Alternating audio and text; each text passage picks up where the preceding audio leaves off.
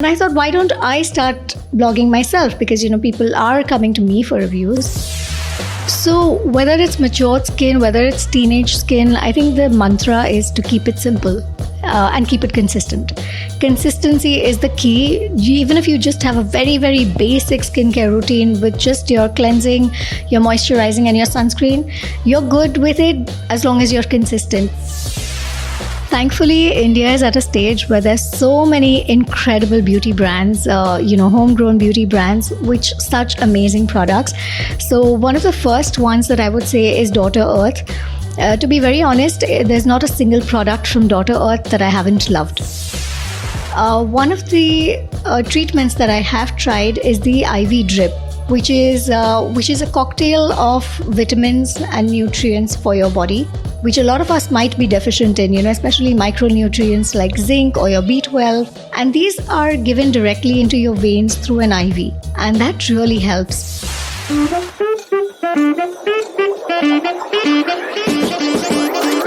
Hello, welcome back on Luxe Insider.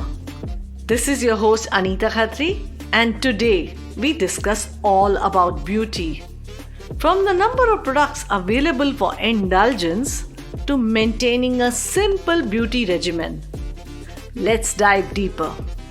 From the most coveted beauty products to the rise of homegrown, clean and vegan beauty brands, to suggesting alternate dupe products, to trying the most talked about beauty treatments. Is there anything we have not seen influencers talking about or experiencing? If we get influenced by them or not, whether we end up buying the products or not. For sure, these products tend to leave an impression in our minds. When looking for recommendations on what to buy, popular social media influencers and celebrities are always around to peddle the hottest item of the moment. According to the internet, you should own an ice or a jade roller, a gua sha, the Dyson Airwrap, the Dior Lip Glow Oil, Fenty Beauty Skin Tint, Charlotte Tilbury's Pillow Talk, and so many more. I wonder how one possibly owns and experiences them all. I must admit, I have none. And no, I'm not here to de-influence you, but, well, it is what it is. And then comes the likes of celebrities who have ventured into the business of beauty. Right from Rihanna's roaring rage with Fenty Beauty to Kylie's multi-billion-dollar business with Kylie Beauty and Skincare, to Selena Gomez's Rare Beauty, to Huda Beauty's products and success stories, and Hailey Bieber's road that has left everyone talking. Aren't we all influenced to try these brands out? Talking about our home ground, Katrina's success story with K-Beauty, to Deepika's newly introduced 82 East, to Deepa Khosla's Enviable. There is something about these brands and the act of influencing that is hammered into our heads. Talking about influencers and the act of influencing, I am delighted to welcome on board a very interesting guest in today's episode, Dollie Solanki. Dollie Solanki is one of the OG bloggers, a first-generation blogger who started a blog over a decade ago when blogging was fairly new in India. She has won the Best Beauty Blog Award at the Win 15 Blogging Awards and was one of the Reels rock stars to Instagram's Born on Instagram program.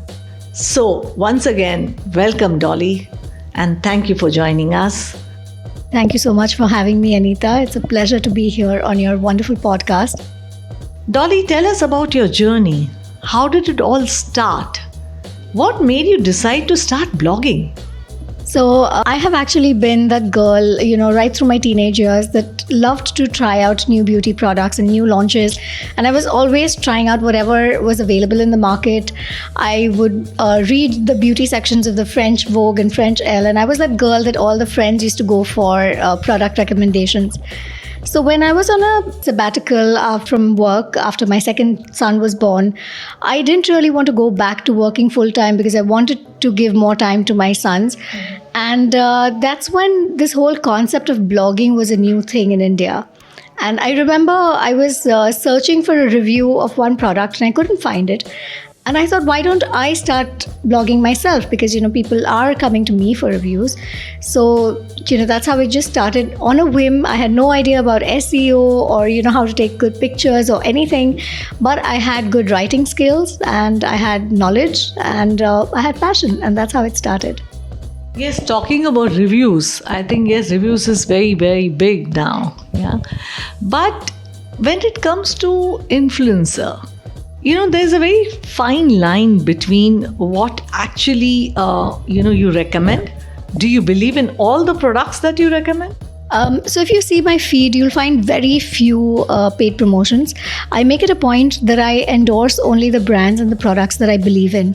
Over the years, I have turned down products that go against my morals. So I have turned down fairness creams because I don't agree with that concept at all. And if I am giving a product recommendation or if it's a paid campaign, I make sure that I use those products and I'm convinced about it before I take on, before I accept to do it. Besides the paid campaigns, all the products that you see on my feed, be it my makeup tutorials or my skincare routines, those are the products that I genuinely use all the time and that I absolutely love, and they work for me. So that is a dicey thing because what works for me might not work for others. But yes, whatever works for me is what I show on my feed. So basically, all the products that we see on your feed are being endorsed after you have used them. Yes, yeah? Absolutely. But then there are so many products that you must be experimenting. I do. Experimenting, I always used to experiment even before blogging became a thing. And my skin has, suffered and paid the price for all that experimentation. And I have realized it the hard way, especially with this plethora of active-based products that are available now in the market. I went ahead and I tried them and, I was a little aggressive on my skin. So my skin did pay a price, but now I have learned and I just, start trying just one new product at a time so that if it doesn't work, I know exactly what is, not working for me. And what exactly is your daily beauty and skincare regime, especially for matured skin? And in fact, if you can tell our listeners and our people who are watching us, what are the do's and don'ts that one must follow, and especially for a matured person? So whether it's matured skin, whether it's teenage skin, I think the mantra is to keep it simple. And keep it consistent. Consistency is the key. Even if you just have a very, very basic skincare routine with just your cleansing, your moisturizing and your sunscreen, you're good with it as long as you're consistent. You might be using very expensive, the best products in the market, but if you just use it for 3 days and then you stop and then you expect them to create miracles, that's not going to happen. But even if you use just a simple face wash, a moisturizer and a sunscreen, but you use it consistently, that is definitely going to show results. So no matter what your age, stick to what you're comfortable with. If you feel you can dedicate the time for a long, elaborate skincare routine, do it. If you feel you are not going to be able to do justice to it, just keep it minimal and simple, but do it regularly. And of course, your cleansing is very important. At the end of the day, you want to take off all the makeup, the sweat, the grime, the dust, the pollution. So cleansing is the most important thing. Moisturizing, again, very important, depending on your skin type, of course. We have so many water-based and oil-based and, facial oils and all of that. And sunscreen. I can't stress the importance of sunscreen, especially in India. Well, consistency is the key. I get you. But if I had to just spend one more minute on what is your routine. So my takeaway would be, yes, that cleansing is most important, yes, and SPF is most important. But is there anything else that you would like us to know as a routine that a matured skin needs to, how about night creams? There's so much spoken about night cream, right? So it's like food for, it's a time when your growth or your, makeup is happening for the skin. What would you say on that? So definitely night is the time when your skin is rejuvenating itself, and if you're giving it an extra push and extra help, that always is going to work wonders. So night cream is very important. There are lots of different kinds. Because there are people of all skin types listening to this podcast, I would say go for something that is water based, something that has hyaluronic acid, because moisture is very important to your skin. And when you're using a sleeping mask or a night cream, just make sure to sandwich it. That's the method. So you apply your serum first, if at all you're using a serum. If you're using a retinol maybe, or whatever other active you might be using, depending on your age and depending on your skin type. So you apply that, then you mist your face with a nice facial mist. Okay. Or even if it's just like a water, you just mist it slightly so that there is a little bit of dampness on your face. Mm-hmm. Then apply your moisturizer, your night cream, your sleeping mask, whatever that is. And make sure it's well absorbed, pat it in, let it rest for a couple of minutes, and then mist it again so that there's that water. Because what happens, especially if there's an ingredient like hyaluronic acid, it tends to retain water, and that's how it gives your skin hydration. But if it doesn't get that hydration from outside, it'll just suck in the moisture from your skin, and it'll make your skin drier rather than helping it. Okay. So the sandwich method is something that I would recommend to everybody. And of course, then, for mature skin, you can start retinols, but always ask your dermat whether you should start it or not. There are other gentle AHAs, which is your glycolic acid, lactic acid, alpha hydroxy acids is AHA, which are really good for anti-aging because they help in cell turnover. So when your cell turnover improves, your skin looks radiant, smoother, your fine lines reduce, pigmentation reduces, and you have that glow. So AHAs are good, but again, do not go overboard with actives. Talking about so many products and that you have been experimenting also so many products, let's talk about the homegrown brands. Which are the homegrown brands that you would recommend and which you probably are now crushing on? Thankfully, India is at a stage where there's so many incredible beauty brands, homegrown beauty brands, which such amazing products. So one of the first ones that I would say is Daughter Earth. To be very honest, there's not a single product from Daughter Earth that I haven't loved. So right from their phytonutrient moisturizer to their eye serum and their lip balm, every product from Daughter Earth is something that I have really loved because there's a lot of research that goes into it. They have amazing ingredients. So that's one brand. There's another brand called YBP. They have a very small product range, but again, very beautiful, luxurious products made with plant derivatives and plant oils. So they feel very luxurious on the skin. They get absorbed very easily. Rasa Luxury Oils is another one. So yes, these are just three of the brands that I absolutely love currently. In makeup, now from skincare, we'll move on to makeup. In makeup, do you believe less is more? Or more is actually more? I don't know. What do you have to say? So if you see me, you will know that these days I'm a minimalist when it comes to makeup. And I definitely believe that whether it's skincare or makeup, less is more. You can always layer on more if you want, but putting on more and then removing it is difficult. So I believe I love the less is more approach, but even if you want to do a very elaborate makeup, and if you see all these makeup artists as well, the best pros, they will start with little and then they'll build it up slowly depending on the requirement. So less is definitely more. These days, I'm not talking about the daytime probably when you started, but these days, youngsters are not hesitating or thinking even twice when it comes to any cosmetology treatment, including Botox. What is your take on it? And would you actually go for it? Well, to each his own. It's their skin, their face, and they're free to do what they want. Personally, I am not too fond of these treatments, maybe because I don't want to, I'm a little apprehensive about having needles around my eyes. So I would because I have thin lips, so I would rather use a lip plumper rather than go for lip fillers. But that's just me.